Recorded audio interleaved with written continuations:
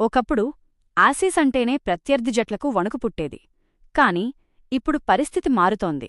Australia జట్టు ప్రదర్శనలో కనిపిస్తున్న ఈ పతనం లేదా తగ్గుదలకు ప్రధాన కారణాలను ఇలా విశ్లేషించవచ్చు.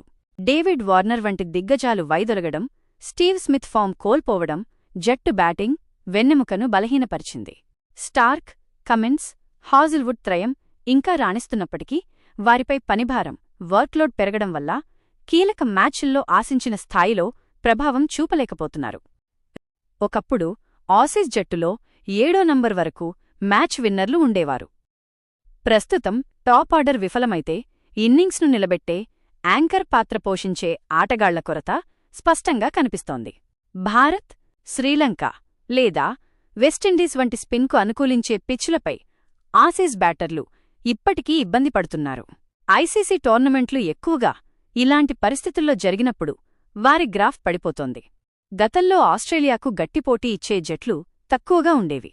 ప్రస్తుతం భారత్, ఇంగ్లాండ్, సౌత్ ఆఫ్రికా వంటి జట్లు ఆసీస్ శైలిలోనే అగ్రెసివ్ క్రికెట్ ఆడుతూ వారికి గట్టి సవాల్ విసురుతున్నాయి.